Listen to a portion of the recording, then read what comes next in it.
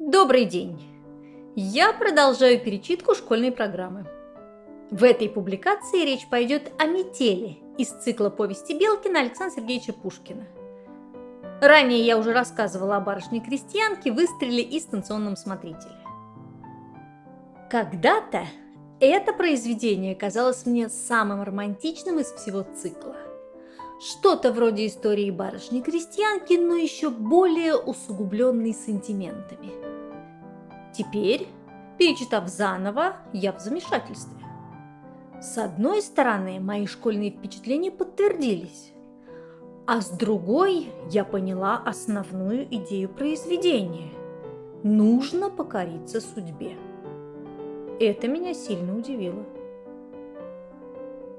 В начале повести Александр Сергеевич, под личиной все того же Ивана Петровича Белкина, как и в других произведениях цикла, знакомит читателей с семейством, проживающим в поместье Ненарадове.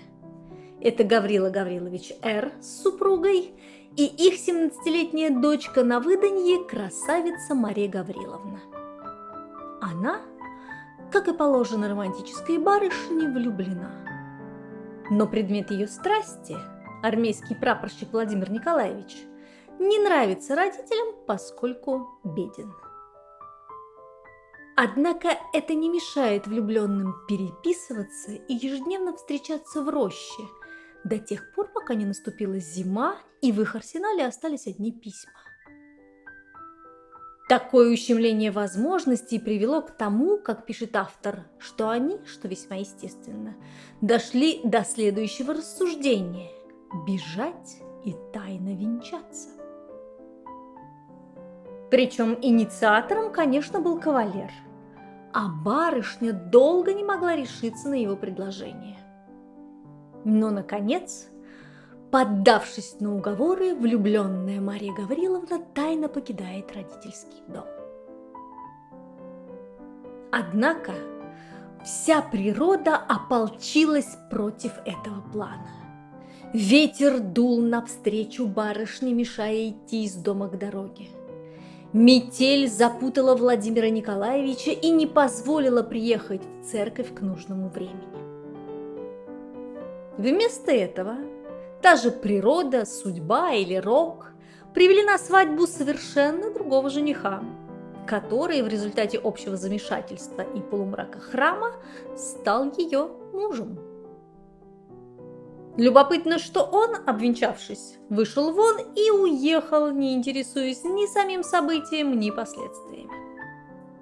Позже мужчина поймет, что у него нет никакой возможности узнать собственную жену, так как попал он в церковь, заблудившись, что за местность не знает, а слуга, сопровождавший его тогда, уже погиб в походе. В отличие от него, Мария Гавриловна осознала весь ужас ситуации сразу. Теперь она мужняя жена, о чем никогда не сможет рассказать даже самым близким. Ее возлюбленный стал для нее недоступным навсегда. Он, кстати, с горя уезжает на войну и очень удачно там погибает. Девушка возвращается домой, где окружающие ни о чем не догадываются, и чуть не умирает от переживаний. Но тут судьба оказалась к ней благосклонной, и она выздоровела. После смерти отца они с матерью уезжают в другое поместье.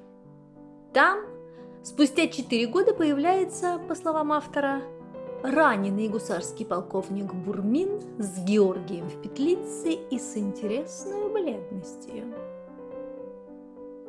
Марья Гавриловна, которая была, как и прежде, окружена кавалерами, но никого из них не выделяла, сделала исключение для нового гостя. Все вокруг заметили их взаимную склонность и считали свадьбу неизбежной.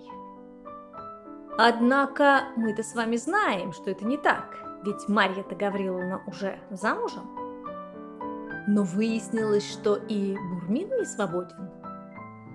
Объясняясь с девушкой, он рассказал историю своей женитьбы. которая оказалась так сильно похожей на ситуацию с нашей героиней, что они наконец-то поняли, что судьба счастливо свела их снова. Соответственно, главная идея повести состоит в том, что нужно покориться судьбе. Не стоит дергаться и пытаться что-то изменить. Все уже предрешено за нас. Вот Марья Гавриловна попыталась, но ничего кроме страданий у нее из этого не вышло. А так, слушалась бы родителей, после смерти отца также бы переехала в другое поместье и без забот и хлопот встретила бы своего суженого. Как мог гениальный Александр Сергеевич, который всю свою жизнь проверял судьбу на прочность, написать такое произведение? Или, может быть, есть какой-то другой, более глубокий смысл, но я его не нашла? Если вы знаете, напишите в комментариях. На мой взгляд, повесть «Метель» вредна для школьной программы, так как юные барышни в любом веке остаются романтичными и мечтающими о суженом. Чему они научатся, прочитав произведение? Какие выводы сделают? Надо сидеть дома и ждать, ничего не предпринимая? Увы, в современной реальности мужчины не приходят домой к затворницам и синим чулкам. Надо самой оторвать пятую точку от дивана и как минимум куда-то сходить.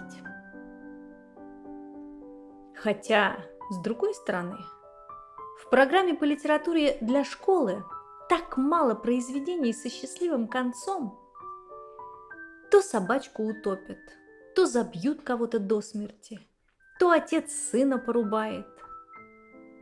Так может быть, «Метель» – это история о том, что все обязательно будет хорошо, если ты не изменяешь себе? Может быть, Пушкин просто рассказал нам сказку? Подписывайтесь на канал, ставьте лайк, пишите свое мнение в комментариях, делитесь в соцсетях. Спасибо вам за внимание.